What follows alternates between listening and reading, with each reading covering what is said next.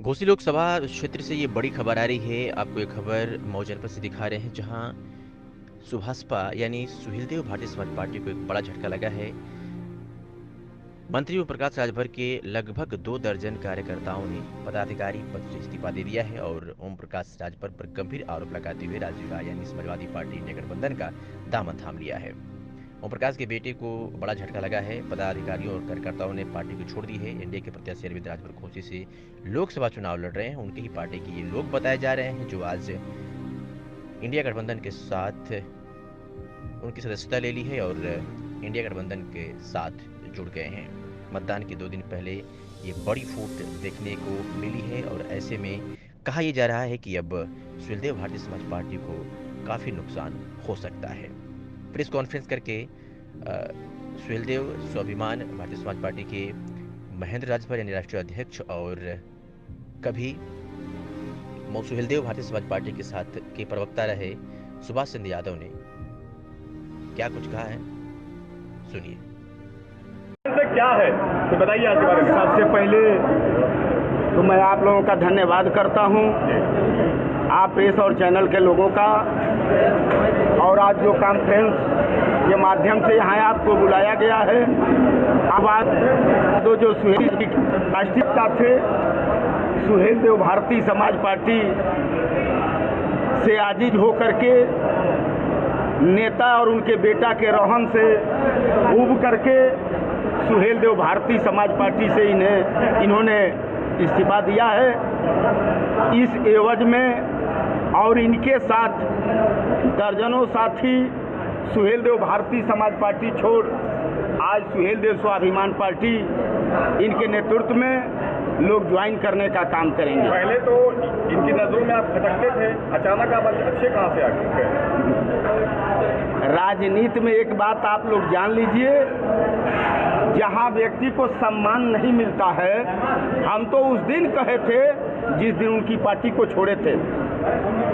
समस्त कार्यकर्ताओं का, नेताओं का सुभाषपा में जो भी नेता नेतागिरी करता है वो नेतागिरी के हैसियत से थोड़े नेतागिरी करता है, मजदूर के हैसियत से सुहेलदेव भारतीय समाज पार्टी में लोग नेतागिरी करते हैं। नहीं तो औकात होती तब 22 के गठबंधन में ओम प्रकाश राजभर को और असली महाराजा सुहेलदेव जी का वंशज होता तब 22 सीट इसके गठबंधन में इसको 17 सीट 22 में मिला था, लेकिन बाप बेटा तक सीमित रहा। एक भी कार्यकर्ता को उसने चुनाव लड़ाने का काम नहीं किया। कि आप खटकते थे इनकी नजरों में, अचानक अच्छे कहाँ से आप हो गए? आपको बता तो रहा हूँ, बात जब तक पूरी नहीं होगी तब तक आपके दिमाग में अधूरी बात रहेगी, उसी तरह से घूमता रहेगा। हमने तो आप लोगों को उस दिन भी बताया था कि 17 में 2 लड़ा, 15 सौदाबाजी करने का काम किया। बहुत से कार्यकर्ता, आज के डेट में बताऊं, बहुत से कार्यकर्ता उनके दल में केवल खाना पूर्ति करने के लिए लोग हैं, नहीं तो सब लोग अंदर से उब चुके हैं। उनके आदत से, उनके घमंड से आज उनका घमंड बोल रहा है। जो उत्तर प्रदेश के सरकार में कैबिनेट मंत्री जो बने हैं, बनाए गए हैं 7 महीना बाद बनाए गए हैं ना। 8 महीना पहले एनडीए गठबंधन में शामिल हुए तो दर्द सताने लगा। जब भारतीय जनता पार्टी टाल मटोल करने लगी तो इनको दर्द सताने लगा, बड़ा तकलीफ इनको महसूस हो रहा था। शर्म आनी चाहिए ओम प्रकाश राजभर और उनके दोनों बेटा को। जिन लोगों ने जवानी अपनी बर्बाद कर दिया सुभाषपा के साथ, जब टिकट दे करके उनको सदन तक भेजने की बात आई तो दोनों बाप बेटा को पैसा दिखाई दे रहा था। यही नहीं, कार्यकर्ता मेरे लिए, उनके भी दल में जो कार्यकर्ता हैं, सुहेलदेव स्वाभिमान पार्टी उन कार्यकर्ताओं का स्वागत करती है। ऐसा कहीं कोई बात नहीं है उनके कार्यकर्ताओं से मेरा दुश्मनी कोई है। उनके कार्यकर्ता वहाँ मजदूर बन करके काम करते हैं। महेंद्र राजभर ने जो खर्चाली ठोका है, इस खर्चाली को और मोट करेगा। चुनाव है 24 का, बीतने दीजिए ना, बहुत दर्द करेगा। आज इनको सुहेलदेव स्वाभिमान पार्टी में ज्वाइन करा रहा हूँ। आज सुहेलदेव स्वाभिमान पार्टी ज्वाइन करा करके आज ही इनको राष्ट्रीय प्रवक्ता से नवाज भी रहा हूँ। और साफा दे करके इनका राशि अभी रुक जाइए भैया, भैया रुक जाइए। और इनका माला पहना करके स्वागत कर दें। सबसे पहले तो मैं आप लोगों का हार्दिक अभिनंदन करता हूं कि आप लोग अपना कीमती समय निकाल कर यहाँ पर आए और काफ़ी समय से आप लोग यहाँ पे इंतजार कर रहे थे और हम लोगों को काफ़ी विलम्ब हो गया, उसके लिए मैं आप लोगों के सामने से क्षमा प्रार्थी हूँ। मैं सुभाष चंद्र यादव सुहेलदेव भारतीय समाज पार्टी के अंदर राष्ट्रीय प्रवक्ता के पद पर था और पार्टी के प्रवक्ता पद से मैंने विगत 2-4 दिनों पहले इस्तीफा भी दिया था और यहाँ आने से पहले मुझे पता भी चला कि आप लोगों के कई पत्रकार साथियों के मोबाइल के अंदर एक व्हाट्सएप मैसेज भी आया। उस व्हाट्सएप मैसेज के अंदर ये लिखा गया है कि वो तो पहले से पार्टी से अलग हो चुके हैं, तो उनकी न्यूज़ कवर मत करिएगा, उनकी न्यूज़ मत चलाइएगा। ये तो मुझे पता चल गया। तो ये आप समझ लीजिए कि सत्ता के अंदर रहते हुए माननीय ओम प्रकाश राजभर उनके सुपुत्र किस प्रकार मीडिया के ऊपर दबाव बनाने का प्रयास कर रहे हैं। और वास्तविकता यह है कि अरुण राजभर जी की हैसियत क्या है। अरुण राजभर के पीछे अगर उनके बाप ओम प्रकाश राजभर का नाम नहीं होता तो अरुण राजभर जी की कोई हैसियत नहीं है। और आज वो मीडिया को डराने का, धमकाने का प्रयास कर रहे हैं कि सुभाष चंद्र यादव की न्यूज़ न चले। तो मैं आप लोगों के माध्यम से अरुण राजभर को वास्तविक स्थिति का अवगत करना चाहता हूं कि भैया जिस घर में बैठे हो ना तो चुपचाप बैठे रहो। आपकी हैसियत कितनी है उत्तर प्रदेश की जनता पूरी तरह जानती है। मुझे मेरे दम से, मेरी काबिलियत से अगर एक व्यक्ति को उत्तर प्रदेश के अंदर जान रहा है तो मेरी काबिलियत से जान रहा है। मेरे बाप का नाम नहीं जुड़ा अभिषेक, इनमें बहुत बड़े धनाढ्यपति का आदमी हूँ, राजनीतिक परिवार का हूँ, ऐसा कुछ भी नहीं है। तो अरुण राजभर जी इस प्रकार का दबाव बनाने का प्रयास मत करें। मीडिया स्वतंत्र है, इस देश का चौथा स्तंभ है। सर क्या वजह है छोड़ने की पार्टी? दोस्तों और साथियों, ये एक मार्मिक कहानी भी बोलना चाहूँगा मैं। जो भी पार्टी होती, चाहे मैं अभी सुहेलदेव स्वाभिमान पार्टी की मैं सदस्यता लिया हूँ, जुड़ा हूँ, यानी ये मेरा एक परिवार है और परिवार का जो मुखिया होता है हमारे गार्जियन के बराबर होता है।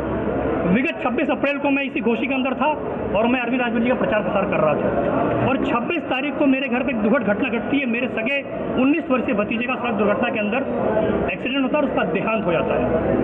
इस बारे में जानकारी शीर्ष नेतृत्व को थी, अरुण राजभर जी को, ओम प्रकाश राजभर जी को, अरविंद राजभर जी को। वो अरविंद राजभर जी, वो अरुण राजभर जी, वो ओम प्रकाश राजभर जी जो लखनऊ कार्यालय के अंदर जब भी उनका कोई काम होता, चाहे प्रेस नोट रिलीज करना और ड्राफ्टिंग करने, कुछ भी काम करना रहता था, सुभाष जी आप कहाँ हैं, आप चले आइए। मैं चलाता था उनके फ़ोन के ऊपर। उनको जब पता चला कि मेरे घर पे इतनी मार्मिक घटना घटी हुई है, क्या उस व्यक्ति को एक फ़ोन करना उचित नहीं समझा उन्होंने? मैं तो उनके परिवार का सदस्य हूँ ना, वो मुझे अपने परिवार सदस्य मानते हैं ना। जो परिवार का मुखिया है उसको मेरे दुख के अंदर खड़ा होना था, लेकिन वो व्यक्ति आजमगढ़ के अंदर जैनपुर में एक शादी समारोह के अंदर जा सकता है, लेकिन वहीं से 20 किलोमीटर दूर उपस्थित मेरे घर पे नहीं आ सकता।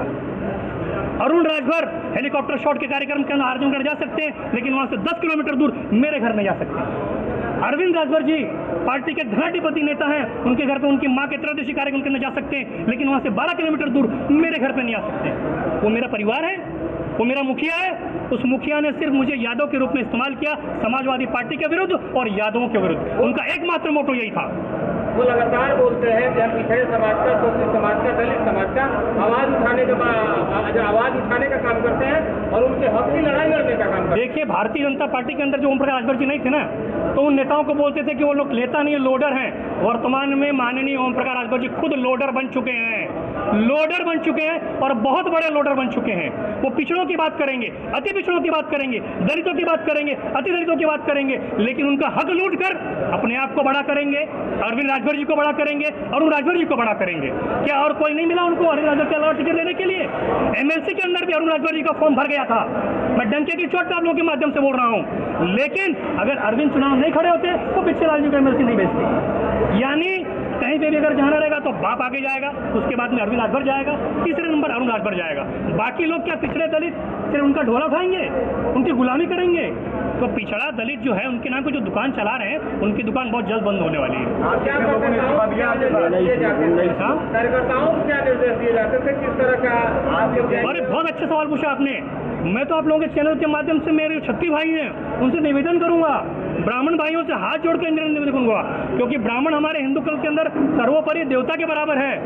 पार्टी के सुप्रीमो ब्राह्मणों को, ठाकुरों को गरियाने का काम करते हैं और बाकी कार्यकर्ताओं को बोलते हैं कि दबा के गरियावा ताकि राजभर समाज हमारा खुश हो जाए।